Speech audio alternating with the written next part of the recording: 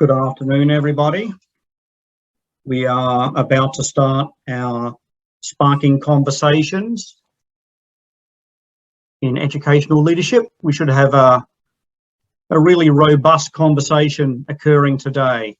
For those who haven't been part of our conversation so far, let me introduce myself very quickly. I'm Sean Slade, one of the co-heads of education at BTS Spark in North America. BTS Spark, for those who may not be aware, is an educational leadership not-for-profit practice. So we focus on developing the leadership skills that school leaders need in the 21st century.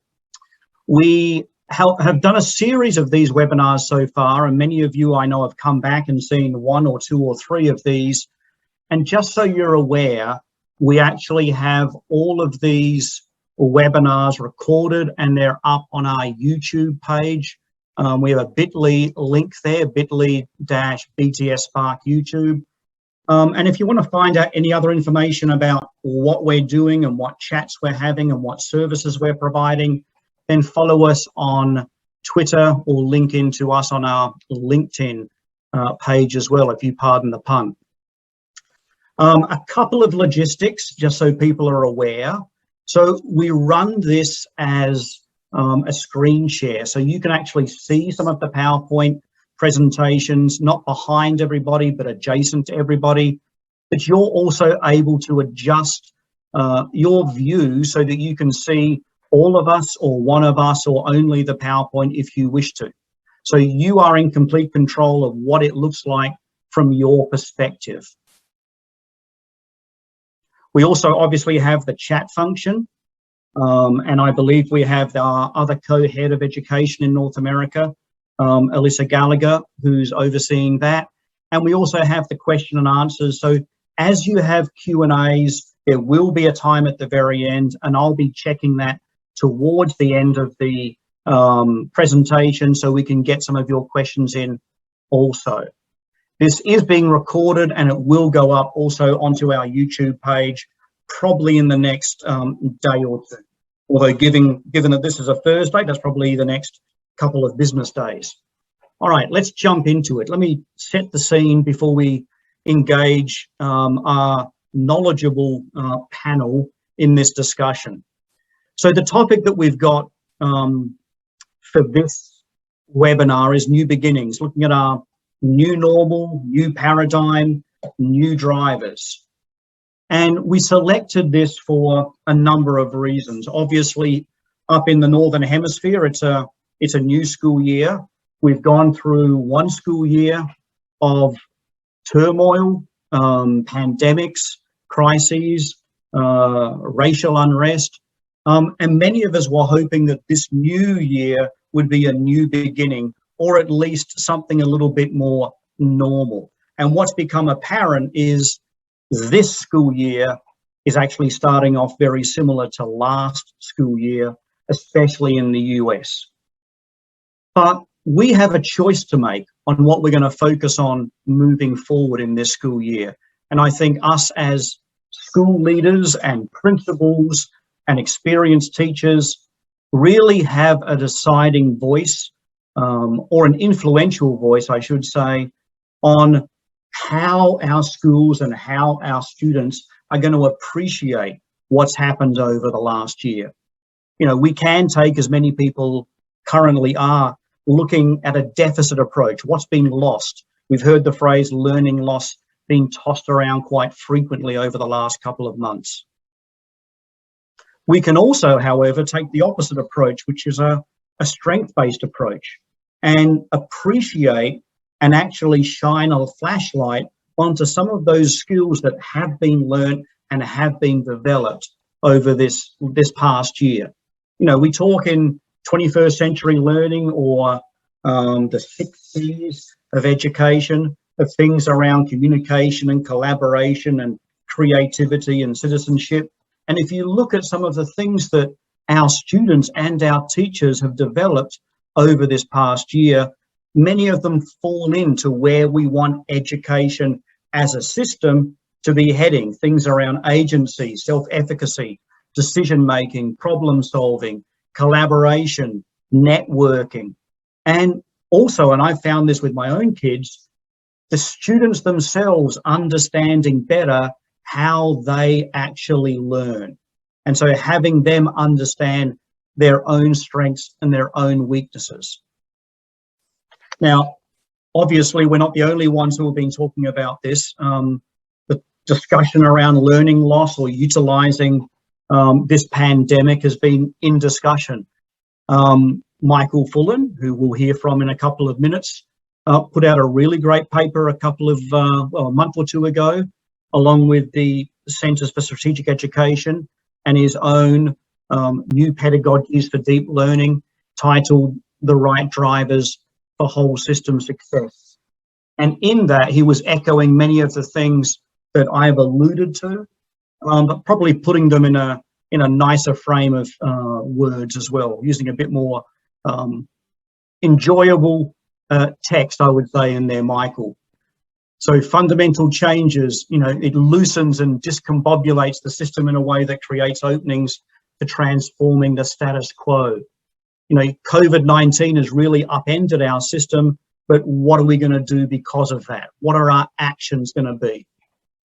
This could be, as he goes on, it could turn out to be the catalyst needed to leap forward, as long as we start to use the right drivers. And we'll have Michael explain and dissect those right drivers during this presentation. And in fact, if we start to make some of these changes, this could be one of the few things that actually helps us not only in the short term, but actually springboards us forward into a future state of education. Now, as I mentioned, we're not the only ones who have been talking about this. If you look at probably any of your local newspapers or the national ones over the past 6, 12, potentially 18 months, you're getting headlines like this about stress, about teachers getting burnt out, about what's happening with our system. In our well-being webinar, the first one we ran, we talked about how 42% of principals were considering retiring or not going back to their roles this year.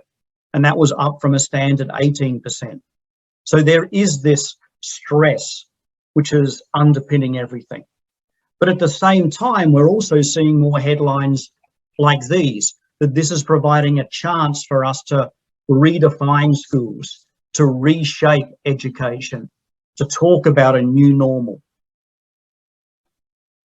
And those of us who've been involved in some of the education processes around the world are probably also aware that there have been some rather large organizations, whether it's the WISE group, whether it's Microsoft, UNESCO, the Brookings Institute, UNICEF, have all been convening these groups which start to look at how can we utilize this situation and actually come out of it stronger.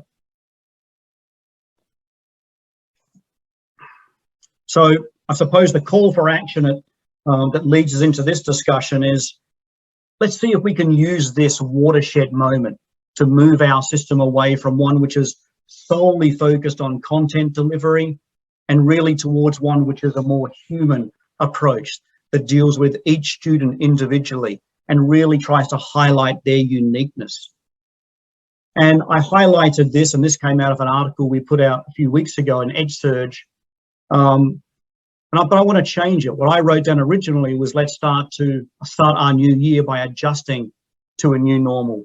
What I actually think I should have written in that one is, let's start our new year by actively creating a new normal. We have agency as educators. We have agency as school leaders. So what do we want this new normal to actually look like and function?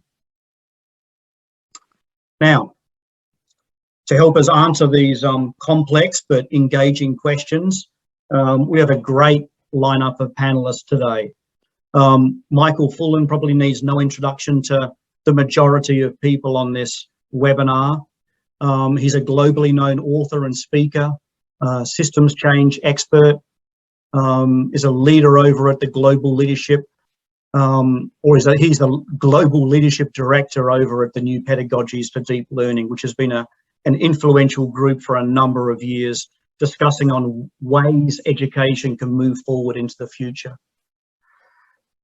We also have Jason Glass. Jason is the Commissioner of the Kentucky Department of Education. He's previously been Superintendent and also State Director of Education for Iowa.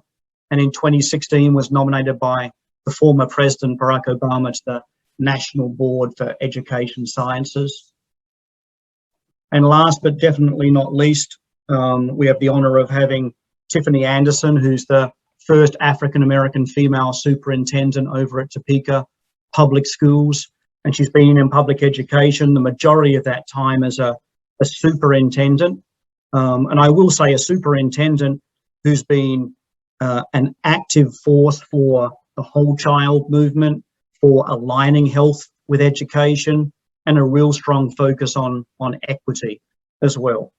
So welcome to our three panelists, and I will launch, I think, into our first question. We're gonna, just so people know what's happening, we're gonna pose a question to each of the panelists and then really start to open it up to try and get a dialogue going.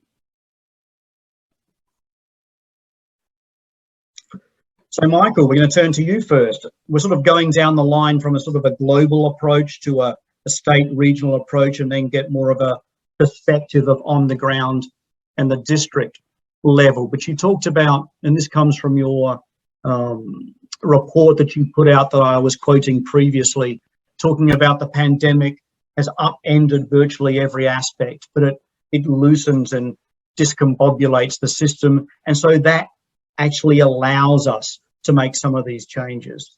And then what you did really strive to do in that paper was talk about the right drivers. So I wonder if you can elaborate on where and why you see this as a crucial time. And then for anyone who is not aware of your right drivers, give an outline of what they are and why they're important. Okay, thanks, Sean, and also the other panel members who, it's a great combination and a slice of the system as you designed it. I want to lead into it by saying the work that I've been doing, especially the last 20 years, the best way of capturing it is our insights are coming from leading practitioners all the time. And to get an insight from leading practitioner, you can't just say, talk to me, you have to work with them. Otherwise, you don't get deep enough. So we work closely that way. And that's why I think the insights are coming from that interaction. Second thing I want to say of a lead-in way is right now there's a tug of war. It's simultaneously, some people are both of these. Lots of people that I know, including myself on some days, are in bad moods. There's so much anxiety. That is easy to be in a bad mood. It's understandable, let's say, to be that. So you've got this really kind of anxiety downer side of it. And on the other, simultaneously, the same person can be saying, we are never going back to the way things were. We've seen things. We've been able to innovate a little bit in a way never before. The students say that, and a whole bunch of others say that. So this is really, this is the tug of war I'm talking about. And we see it played through the places we work. So I'll get to the drivers in a moment. But as I said, we work with systems. So Jason, for example, I think that we're working with the public school system in Jefferson County and Kentucky, Louisville. And we have a book coming out around that, several districts. We've learned a lot in the last 8 months from Jefferson County, the way that they were doing some certain things before that, and then the pandemic, they actually took advantage of it to do even more in the innovative direction. So anyway, back to the drivers. I did in 2011, I did a smaller paper called Choosing the Wrong Drivers for Whole System Reform. And it said the wrong drivers are testing and narrow punitive assessment, their individualism. I'm going back to 2011 now. They are technology used superficially or too much. And the fourth one was fragmentation. So when the Center for Strategic Education in Melbourne, we got together about 6 months ago, and however it came up, why don't we do a 10-year anniversary paper, The Right Drivers? So that's the report that you described. It came out in February 12th. And if you just go down, I'll just say go down the wrong drivers. Academic obsession. where everybody's preoccupied. This occurred, incidentally, a lot of the problems were already there, definitely deeply there, December 2019, let's say it back. They just became aggravated or out of the open. So academic obsession distorts the purpose of learning for most students. Second one is what I call machine intelligence, additional artificial intelligence that's being is soulless, really.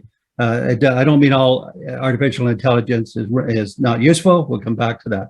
But the third one is the way that money has been invested. Let's take the US in the last 40 years. The profits from the GDP have gone almost exclusively to the owners and the shareholders, and very little to the workers or the non-workers, where that gap we all know is very, very wide now. And the recent economists, especially the 4 or 5 women who have written their books in the last 3 years, nailed that problem as distorting a galloping inequality, whatever you want to call it, distorting the ability to live, basically. And the fourth one was fragmentation, which is also what we had in 2011. And so I paralleled those with the other side. So if you think of it as the 2 columns, you can read the report. The first one is well-being and learning as opposed to academic obsession, social intelligence as opposed to machine intelligence, quality investment of money for capacity building, and preschooling is a good example of that, compared to the austerity distortion of money and the redistribution of money. And the fourth one, which is the harder one, it's almost your question, is systemness, we call it. So this is too much to try to summarize in the few minutes I have right now, but I said 2 big things, I think, about the nature of that report. One is that I don't want to eliminate the wrong drivers. I want to dampen them. So I want to enhance the right drivers and dampen the weak or the wrong drivers. So that's one thing. The second thing that's important is it's not an implementation plan. It's a treasure map. And I opened the treasures up from the research, the practical research. And I called the right drivers the human paradigm. And I called the wrong drivers the bloodless paradigm. So we released it February 12th. I'm happy to say several big systems are using it in some respects, and I'm interacting with those. And we're in California a lot. Scotland we're relating to because they're doing great things. Anyways, it's been taken up as in a practical sense, which is great. And the people have taken it up, say it's definitely on the right track. We've been experiencing it, plus and minus. But we know we have to work out the solution locally, and we're glad it's a map and not a blueprint. We're glad for that. So I think now as we look ahead to I call this the moonshot decade, maybe. We're not going to the moon, but we're going to a very different system based on different purposes. I'll just end with this. We have the data, we haven't collected, other people have. US, I'm talking about 70% of secondary school students do not find a meaningful purpose in education. And it includes those that are doing reasonably well on academic grades. They're called in one of the reports, I didn't do it, but another one, they're called the wounded winners. So hardly anybody's winning. And Peter Senge has said this before, how can we have a system where the majority of people actually don't want it, but it persists? How could that be? So I want to then take this opportunity we have now in this moonshot decade, in this next 24 to 36 months, to have this tug of war between being in a bad mood and making innovative breakthroughs, have that play out favorably for humankind. Wonderful. I've got one quick follow-up question for you, Michael, and just if you can, I don't want to put you on the spot, but if you can try and answer it succinctly, it'd be fantastic. And I'm just curious, in this work, how much of the work is about changing the mindset or the attitude of the school leaders and the educators about what the purpose of an education system is really about? Because I think my personal view is I think we've gone off track a little bit towards what you were talking, the wrong drivers, and therefore being guided by the wrong targets or the wrong goals.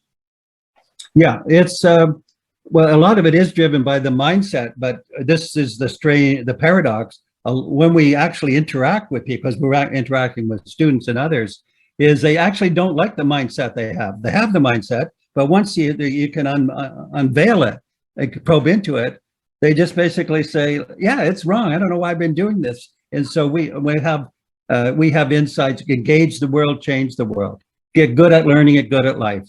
It is repurposing education. And I want to say that, I'll say this as a little bit of a generalization, that those that want to repurpose education, once we get it open that discussion, is inversely related to the hierarchy. That is, students want to repurpose it, then teachers, maybe then administrators. The last seem to be the policymakers. So, I mean, that's a big generalization because we've got partners at all levels. But mindset is one of those things. It's not necessarily nailed inside people. It's just what they've gone along with, almost inertia. And once they see possibilities, and Machiavelli has said this, there's lots of people against the people who are in favor of changing it have a weak sense of how to do that. The people who like the status quo have a strong sense of how to do that. And so how to get started from going from the wrong paradigm to the right one is hard. But once it's started and starts to move, this is the moonshot decade, it can have momentum that's very strong and very fast. But that initial 2 years is absolutely tough. Fantastic. Yeah. No, I think I could listen to you all day talk about this work and changing systems and, you know, fundamentally the purpose of education. And I agree. I think we're in a unique situation right now that's impacted the whole of the country, impacted the whole of the world. And so if there's ever a good time to change the wholeness of a system, it's when the whole of the world has been affected. Jason, let me turn to you. So you're in charge of education in Kentucky, and you've been doing some quite amazing work down there and quite some progressive work down there as well. And this was a statement that you had put out just recently around reopening of the schools. It came out from the American Rescue Plan, the elementary, secondary school emergency relief funds you were talking about. But what struck my attention when you were talking about this was not only talking about returning to school, but not returning to the traditional way of doing things. And the idea is to return to a better than normal school year. And one of the areas that you highlighted, which is near and dear to my heart as well, is really understanding the role of education in developing and enhancing the social emotional well-being and mental health needs of not only our students, but also of our staff. So the question I'm posing to you is, one, you can elaborate on what you said there in the quote, but what aspects of your ESSA plan do you anticipate being core to education moving forward, so not just now? And then secondarily, has our focus or our educational objectives changed now because of this crisis? What are you seeing in the state of Kentucky? Well, great lead in and questions, Sean. And I don't know that I would characterize what I do as being in charge of the education system in Kentucky. I feel more like I'm lashed to a Roman candle that's careening around. Maybe that's a better description of my role sometimes. But I do want to begin by thanking you for inviting me. I've been a huge fan of your work and writings for some time, and also delighted to be on here with Michael Fullan. Michael's writing is something that inspired me to go into education leadership, so it's a tremendous honor. And then to be on with Tiffany, who is one of the preeminent superintendents and leaders in our country. So it's just an incredible honor. When we think about this American Rescue Plan and these ESSER funds, I spent a lot of frustrating years in my life hearing the phrase, well, you can't just throw money at it. And I would want to scream back, just once, I wish somebody would throw money at education. Well, they did with these investment of federal funds. It was it is a massive investment in federal funds. It's time limited, and it has some limitations on what it can be used for. But it does, I think, create an incredible opportunity for how we can change education, both in terms of how we recover from the experience that we've had, but how things can be better and different going forward. I really evaluate and challenge all our district leaders to think about how we can evaluate our success with these funds. If we ask our students 3 years from now, when the last bits of these funds will have been expended, about their experience from the beginning of COVID up until 3 years from now, if they will say, the year of COVID was really terrible. It was disrupted learning. I missed my friends. I missed out on so many experiences. There were some positives to that, and they could tell those stories too, but they can relay all of the challenges that all of us had, but especially students had. And from an equity perspective, we know that our students that came from disadvantaged backgrounds missed out on even more. But with the time that we have going forward, we can measure our success. If 3 years from now, our students will say that year of COVID was really tough, it was really terrible. But the 3 years after that, what my school district, what my community, the experiences they created for me, those were the best 3 years of my life. That would be an incredible mark of success if we had students that could talk about the experiences that they're having now and they're about to have over these next 3 years as being the most important, impactful 3 years of their life. I think we will have had some success. If we think about these shifts that are underway with not just these ARPSer plans, but how we harness this moment as an opportunity for change going forward, I've tried to emphasize with our local leaders and teacher groups that I have the great fortune of talking to think about how we lift up and emphasize care ahead of content. So there's this huge rush to let's identify what kids are missing or where the learning gaps are and sort of perseverate and hyper focus on that. And we've got to do that work, but we need to recognize that that's not going to happen overnight. We've got a lot of different kinds of trauma, social emotional supports, connections that students need, and start with that. I also emphasize relationships before rigor. One of the things that we experienced was that we had to develop relationships virtually, and we saw firsthand the power of educational technology and what we can do with it that maybe we didn't understand before, but we also clearly saw its limitations. And how difficult it is to develop meaningful relationships through those. Not impossible, but certainly more challenging. So, and then another element that I raise up is experience ahead of expertise. And by that, I mean that our focus should be on how do we create authentic, meaningful, deep, engaging learning experiences for students. So a very micro level focus. What are you doing to change what the student has experienced? And put that before experience, before expertise. Put that before all of the formative data, all the measures that we've got where we're trying to pinpoint what standards or what content students are missing. To think first about how we create these meaningful and engaging experiences for students. How that's looking in Kentucky is that we have through incentives, asked our school districts, we've added to the significant funds that they've received from the federal government to structure the expenditures of those funds in ways that create meaningful learning experiences for students. So to partner with community organizations, take kids out of school, take kids on trips, expand summer programming, Saturday and Sunday schools, before and after school programs, all with a lens on creating meaningful and deep learning experiences for students. So that's been the focus sort of again at that student level and district level. At the state level, we've tried to also reinforce that with statewide supports that we're rolling out around making the shift and putting the emphasis on problem and project-based learning tasks as the heart of the change effort that we're trying to bring about. So I hear a lot from teachers that are, they buy into that education needs to be different and shift going forward, but I see a lot of folks going, I don't know exactly what that means. I don't know what that looks like. I need some help with that.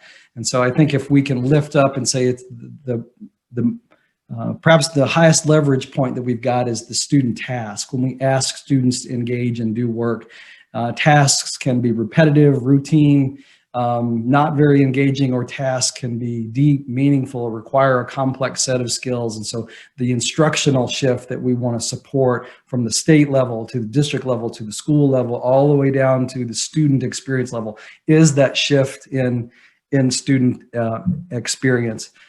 We, outside of ARP and the ESSER funds that we have, we've also been trying to lift up some policy learnings that we've had through this experience. We know that our assessment system wasn't serving us well before this moment. It certainly doesn't do anything but reinforce what we already knew about disrupted learning this past year.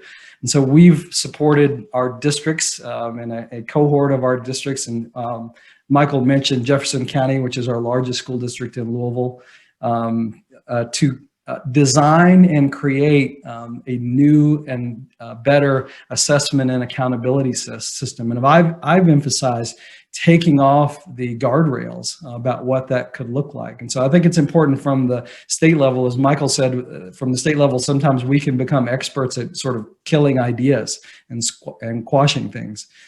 For me to telegraph to our districts and communities, there's space for this, and I'm going to have your back, and I'm going to support you in making those kinds of changes. So I don't know what that's going to look like, because I really think it needs to emerge and come from our practitioners and from our schools, but that's exciting work that we have underway. A couple of other things that I'll mention, Sean, before turning things back to you. I did interview a lot of our students and teachers about their experience over this past year. And I used a protocol that Joel Mehta at Harvard gave me called Amplify, Hospice, and Create. So amplify, what are the things that you had over this past year that you thought were good? You want to amplify and do more of that. What are some things that we learned that we want to hospice, right? It's a gentle transition, but there's an end. There should be a planned end to some of these things. And create, what are new things that we want to put in place? I'll put the blog piece that we did in the chat for folks to see, and you can read that yourself. But I'll just touch on a couple of the things that our students lifted up. In terms of those things that they wanted to amplify or do more of, they talked about that the pandemic forced their teachers to really be thoughtful about how they collect and make available assignments and information, and it sort of made less chaotic the student experience. I mean, I don't know the last time that you sat through the experience of a typical high school student, but imagine every 45 minutes completely changing tasks and having to do something different every day. What a maddening, how can you expect anybody to do anything deep or meaningful when that's the assembly line that we have them on? So they really appreciated the chance to think and reflect and have their learning more organized. It's something that they wanted to hang on to. And they really appreciated the flexibility that their teachers had in terms of how they turned things in and when they turned things in and what that could look like, what evidence of learning could look like. So. And they appreciated a lot of our school districts shifted to models where we had either virtual or hybrid learning, or virtual or remote learning, or kids were in school part some days and out of school some days. And then they had days around sort of catching up and having office hours for teachers where they could access someone and get support. They really liked that time to think and reflect and do their work. And so those were the things that they wanted to hang on. Let's hang on to that. In terms of some of the things that they wanted to hospice or let go of, I love this quote from one of our students. It was just brilliant. She said, a lot of time in our virtual classes started off with listening to a lecture for 50 minutes, just as we would in an in-person class. So, I mean, online learning is rough enough, and they're going to, recreate the lecture model virtually. So she said it was really ineffective online, and it's still ineffective in person. So let go of that. And then in terms of this transformation, I love this other quote from one of our students from here in Lexington, where I live. He said, "Don't be scared to push the needle and rethink the education system. Don't create your thought of a good student, because we're all different. We all have different unique abilities, skills, talents. Don't create a school based on one mold of a student. I think that reinforces what Michael was talking about. The students themselves that are living in this system most closely and most recently, they're telling us the changes that we need to bring about. One last point that I'll raise, and I think it lifts up the stakes that we have right now beyond just recovery and learning and improving from this pandemic. We knew we had a significant challenge in education in the United States and around the world before this pandemic happened. This may have been a wake-up call, but there's been a lot. We've had a mounting evidence and this train coming at us is saying things need to change and change significantly. But we stand the possibility, at least in my state, if we don't shift away from a repetitive, routine, content-focused education of having hundreds of thousands that will turn into millions of Kentuckians who are unemployable. I want to emphasize that, unemployable, because all that they know how to do can be replaced and done by machines who can do it faster and with fewer errors. And so we have to shift that experience and think about how we can create meaningful, deep learning experiences for students, and emphasize the work of wrestling with complex problems and challenges. And that's important for the continuation of our democracy. So it's not just the recovery from the pandemic. It's not just mitigating the quote unquote learning loss. What's at stake is unemployable citizens and the heart of our democracy itself. Yeah. So I want to lift that up and say the stakes are real in making these changes that we need to make. Wonderful. So yeah, so it's not only a way for us to adjust to this circumstance we're in now, it's actually giving us the opportunity to make our education system more purposeful and more meaningful and more human. Tiffany, I'm going to bring you in now as well and just very quickly showcase this quote that you were talking about, because one thing, and I've known about your work ever since you were in Joplin in Missouri, and really pushing a whole child approach there, and you're always known as someone who is on the ground and doing what's right for kids. And even in this quote, there's a number of things that you've brought in during this last year that you probably want to continue. So feeding off what first Michael said and then Jason, I want you to give us an impression about how Topeka Schools has coped. And then, as Jason was talking about, what things have we gained and what things are you discarding in Topeka Schools because of the crisis? Well, you know, as I get started and I see there are a number of people that are chatting in that chat, if you put where you're from, that's real helpful, because we're all coming from a different place. And here's the thing that I want you to know: where you come from and where you stand makes really the change in what you choose to do and what you feel like you can do. I'm here to tell you that your mindset is your only barrier. That is one thing that we learned through this pandemic. Things that people thought they couldn't do, they realized they can do. Things that students thought that wasn't possible, such as being at home to learn on a snow day or using an electronic device, they could do. And I'll share some examples of what that looks like. We're going to put in the chat a few items so that everyone leaves here with some tools. And I'm seeing people from all over the place that are chatting kind of where you're from. For Topeka Public Schools, you know, one of the things that we were fortunate to have done early on was to go to one-to-one technology. As a result of being one-to-one, preschool through 12, students already had a device. They were already ready with that device. But then we had to really change our mindset about what, you know, continued learning looked like outside of the school system. And we did a number of things. Here's one thing I will tell you, and I've said this for now 20-something years. Relationships, pedagogy, curriculum, those are the things that are, as Dr. Fullan talked about, the drivers.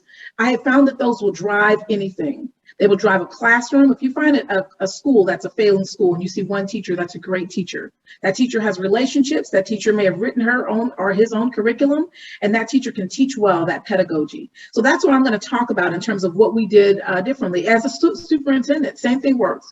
Relationships, curriculum, pedagogy. Here's the things about relationships. People won't work for you if they don't trust you. They won't learn from you if they don't trust you either. So relationships are key. And it's great that Dr. Glass mentioned about relationships before before anything else, because without that, you can't do anything else. So when we began to transition, one of the items that we looked at was our relationships. We first met with our clergy. Our clergy actually set up on the corners of every school, and so that every clergy adopted a school, any resource a family needed. Counseling, food, lunch bags, dinner, any of those services, those were continuing to be met in those ways. Here's what we've learned through this piece, that relationships will continue, it's just done differently. We did porch visits instead of home visits. We couldn't go into their home, but we sure could go on their porch and have conversation. We changed, project-based learning continued. I'll give you an example. If you're a FACS teacher and you're, normally your kids will be in there cooking and people thought, man, they can't be in here cooking. Absolutely, you can still send ingredients home. And the great thing is you can now show them how to cook at home with what they have around them, whether they have a stove or not. What are the things that you can still do to create?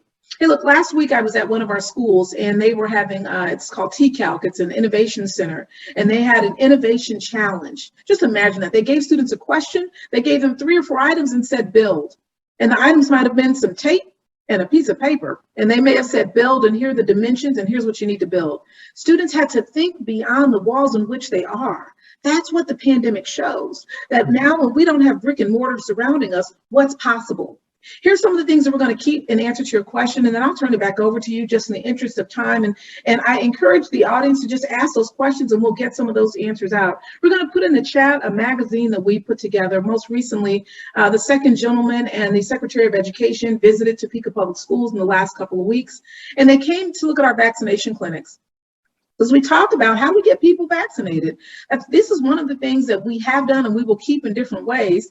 Our vaccination clinics aren't just vaccination clinics. Guess what? They're at the food pantry. They have the physicals that occur at the vaccination clinics. You get your school supplies at the vaccination clinics. You can even get a haircut at a vaccination clinic. It's really making sure that schools are the center of the community, and all those resources, you're bringing them to where people naturally are. So we are going to continue to keep some virtual educational opportunities because not every parent works 9 to 5. In fact, now most parents don't work 9 to 5, and many parents are middle class and working poor. And we know those families that are working at McDonald's or Walmart or custodians, they need other platforms other than coming to parent-teacher conference in person, other than a home visit or any of those in-person kinds of things. So we're still using the virtual platforms for parent conferences. We give parent meetings through that. Every school in Topeka last year, the science scores improved. Why is that? Well, I believe in part it's because of our project-based learning that we continued, our porch visits that we continued. We just heard from our Commissioner of Education in a Kansas Can tour yesterday, hosted in Topeka. And he talked about the graduation rates that have continued to steadily climb despite the pandemic. So there's something, to me, unique about ensuring that you're still using data to tailor the educational system around students. You're still talking about the whole child and changing some of those kinds of pieces. Here's the other things that we know. We know that a lot of people stopped working. So our students were paid interns. Right now, we have 41 students as paid interns at the hospital. It's a CNA partnership. Our students will leave high school as CNAs ready to work. We already had paid internships. It just expanded. So I'm encouraging everyone to really look at possibility and think beyond the walls in which brick and mortar exists. Yeah, I love that. And I love the way you also refocused everything back onto relationships as well. And it's the relationships between the teacher and the students, but let's not also forget the relationship that gets created inside that school and that community as well. And that's often led by the school leader, and them having those skills, those leadership development skills, knowing how to bring people together, how to be empathetic and to be collaborative, just like we want with our students, is an important skill for our school leaders too. I'm going to click on to the next slide, and we're going to start to open this up. I know as we always do, we run out of time with some of these things, but these are the wrong and the right drivers that Michael was outlining before. One being far more of a human paradigm, the other one being, as you're describing it there, as a more bloodless paradigm. So I'm going to throw the question out: where do you see this working? Where do you see this playing out? Both Jason and Tiffany, you've spoken about the need for relationships, the need for a focus on more than academics. It's obviously core to Michael's work as well. So I'll open it up to anybody to outline or showcase areas of where this is working. I'll just kind of kick it off a little bit and then turn it over to our gentleman.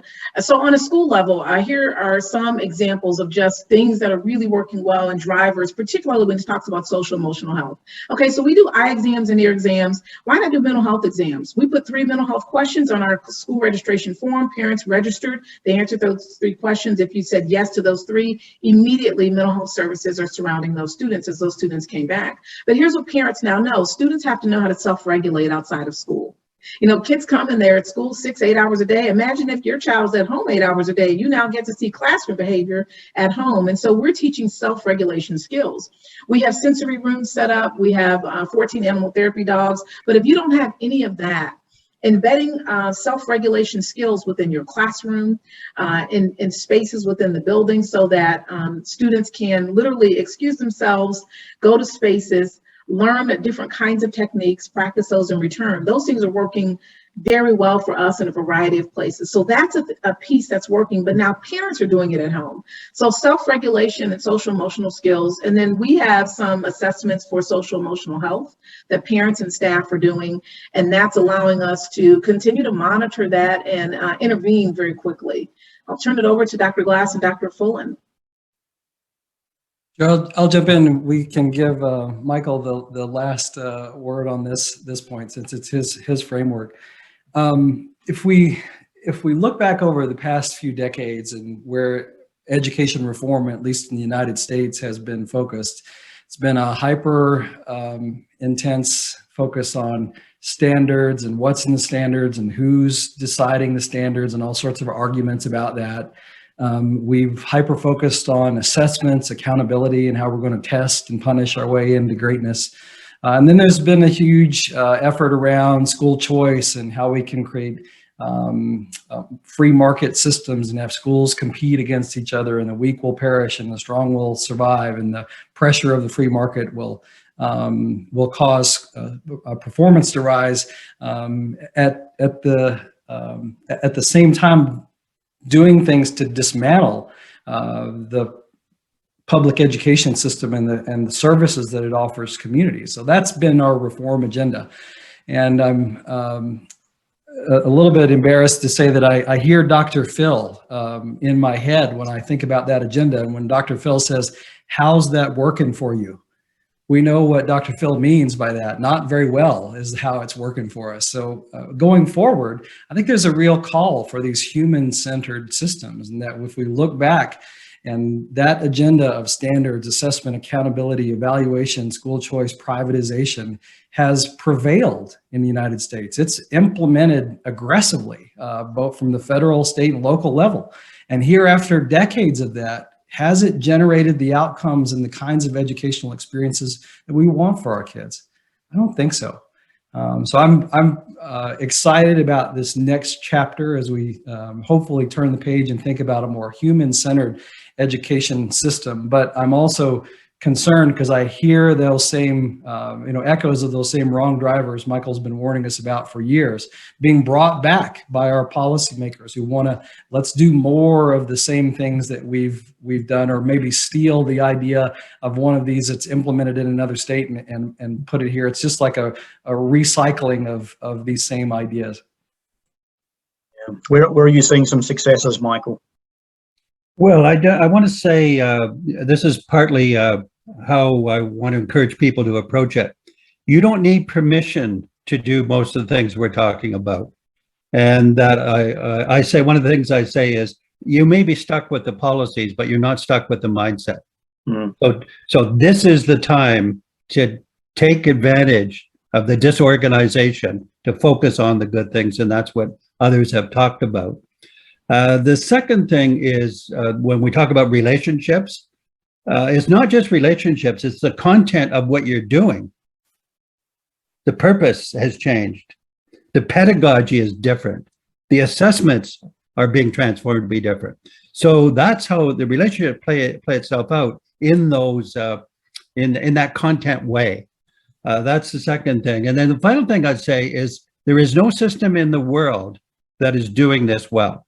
I include Singapore and a lot of the other, the OECD PISA results that came from Asia. A lot of those students are stressed out like crazy, more so because of academic obsession, the wrong purpose. So I think, I don't know whether one can take solace in that it's not working anywhere. I do, because that means nobody's got it right. It means we have to create some local versions of that and develop it. So I think there's really a great opportunity now to do your own versions, and what you need to do is interact with others. Now, where are good things happening? We can find districts that are doing this. Jefferson County that we just looked at, we looked at 8 districts. Mark Edwards, who's a former superintendent in North Carolina, he and I selected 8 districts across the US that were doing great things. We called it spirit work in the science of collaboration. Just think of those terms, spirit work. It's not moral purpose, it's bigger, deeper. It's a future. It's a future in jeopardy where we think it's going to be the young people. We've got this last, I can talk, like you can see, I can go like for an hour right now, stop me. But I will say one more thing, is that when we ask students are really engaged in quite a bit of things, we say, do you think it's fair that students should have to save the world? Lost. Do you think it's fair? And when I asked the questions whether it's fair, they said, no, it's not fair, but we need to do it anyways. Their attitudes are really right there. They don't need to be convinced. So unleash students, but organize it the way we've been talking about here. Don't wait for permission, but do content things with relationships. Bring it out in the open. Don't look for answers elsewhere because they're not really there. They're going to be in your situation, what we call contextual literacy. So anyway, that's my blurb on it. No, that's great. And I could listen to you for hours, Michael. It's one thing that I'm also encouraged about as well is both in my local community here in the sort of Washington, DC area and seeing how people have been interacting, but also those bigger global entities like we talked about, like UNESCO and WISE and UNICEF. There does seem to be this reframing of, or a rediscussion about what the purpose of education is, moving away from those wrong drivers towards a more human aspect. There seems to be a general understanding that education is not just merely a content delivery system and a Scantron test sheet. It's about preparing people for, for their lives, basically. I know that we're getting short on time, as we always do. If anybody has some questions, put them into the Q&A. I want to play this little video clip, which I was unsuccessfully trying to subtly prepare as you were speaking, Michael. This is Superintendent Joe Sanfilippo from our last episode, but he talks about this phrase of the lost year, and I think it's a good little lead into a question. Year's not a lost year, please. The only thing that's lost is the idea. I mean, think about it. Think about how we shifted. We were talking about how how change happens glacially almost, right, in education, right? But what happened in the last year was we pivoted on a dime. We pivoted and changed the process on a dime. Like, that's not a lost year. Think about, the people that are talking about it being a lost year are still asking their kids how to connect to a Zoom link that they all did and downloaded a bunch of stuff on the way in the middle of the year. Please tell me lost year. The only way that this is a lost year is if at the next time, next time, nothing changed. Then it's a lost year. I get that. Yeah, he's a vibrant speaker, Joe Sanfilippo. So the question I'm putting back to you here is, how do we ensure that this is not a lost year of reform? How do we ensure this isn't just a little blip in the reform and we all eventually in a year or two's time find ourselves back in 2018? One of the items, there's a quote that Barack Obama said many years ago when he was in office, that change will not come if we wait for some other person to do it or for some other time. We are the ones that have to make the change. So we're the ones that we're waiting for. So there's no Superman that's going to come in and make this possible. Dr. Fullan talked about just this piece of wanting permission. We want to wait for someone to say it's okay. If we don't have the urgency now, I don't know when we would. What we've just gone through and what we have ahead of us is still a long road ahead of us. And so now is the time to seek to understand, as I put in the comments, so that we can make the changes we need to make. Seeking to understand also means making sure that you're connecting with staff about the challenges, the opportunities, and the mindsets that they have. Here's an example. We embedded coding in our curriculum, pre-K through 12. So when kids are at home, they're literally making robots. We have them come to the school board, the kindergartners, they actually make robots, and robots are running around. You can do that at home. You can teach all kinds of things virtually and in person. Here's another one at Topeka West. The teachers right now, they're teaching right now, but they also have taped their lessons so that parents at home can now watch the lesson at home, rewatch it, and they're using it for tutoring at home. We could have been doing that all the time. So that's just a new way of thinking and teaching and learning. Those are just a couple of examples of just possibility and project-based learning, really on steroids at this point. And we're excited about the possibility. Multiple schools actually outperformed the state in Topeka Public Schools over this last year. So we didn't look at test scores. We didn't even talk about test scores. We talked about relationships. We talked about people. Sean, you and I have been talking years about the whole child. So now people are really understanding the difference that makes.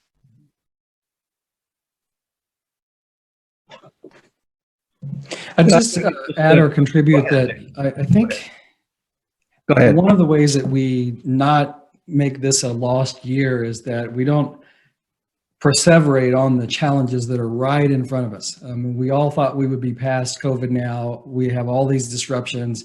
I don't know if Tiffany's experiencing this in Topeka, but we have people showing up at board meetings screaming about masks and who's wearing a mask and who's not. We have all this drama happening around this ridiculous concept of banning critical race theory, which is the latest culture war brought in. And we can get distracted by those things that are serious and significant threats, but this too shall pass. This too shall pass. And I think part of our work as leaders is getting people's eyes lifted up to the horizon some and seeing the intermediate and the long range and thinking about where it is we need to go. And then what are the immediate steps that I can take that take us toward that? Yeah, if we could, as you said, Sean, talk about this probably all day long. But I have a son who doesn't work with me, but he works in the field of working with students across Canada, focus groups. And he's more literary than I am, because his conclusion is this. He said, learning loss is at best a gross exaggeration and at worst a punitive lie. Mm. That's what kids think of this, that they have learned a lot and they don't want to be shoehorned back into learning loss that makes a mockery of what they've learned in the last 18 months. I think it goes back also to what you were saying earlier on, which is some of this change might actually be created or launched from the students themselves, because they've experienced other ways of learning. They know more about the way that they can grow. They know more about what's, to call it what it is, a waste of time, and what's actually some deep learning. And so I'm hopeful in a way as well that we're not only getting these discussions occurring in the school leadership across the staff, but also in the student body themselves, with them being able to use their voice and say, I know how we can do this better. I know how I learn better. Mm-hmm. Well, finally, the whole child is coming into his or her own, a theme that you've been working on for years, some of you on this panel. Yeah, no, it's been wonderful to see. I think it's, to be honest, I think what's happened is there's been a sort of a realization in the education community that we cannot just keep going down this test-driven road where the content rarely changes and some of the methods and processes rarely change, when we're in a world which is changing so frequently and changing so quickly as well. We, as always, have run out of time. We did have a whole series of questions. We had another great little video clip, which I'll unable to show at the moment. But I want to thank our guests for this conversation. Maybe we should make these 2-hour sessions from now on, and we can all get comfier chairs and, you know, a glass of tea or a cup of tea to go with it as well, so we can dive in a little bit deeper. I want to thank our guests, Michael Fullan, Jason Glass, Tiffany Anderson. These do get recorded and they're all uploaded onto our BTS Spark YouTube page. Anybody who registered for this will also get emails outlining when they go up, and then also some other information that's coming out around the work.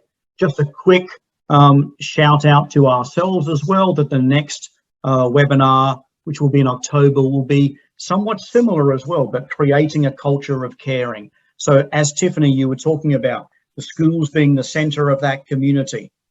Jason, you were talking about the relationships and developing that. And Michael, you were talking about the roles of the students and the staff in really fostering deep learning as well. We will start to touch onto that hopefully in the next webinar in October. So I want to thank our guests, thank all of our attendees as well, and hopefully we will see you in October as well. Thank you very much. Okay. Thanks all.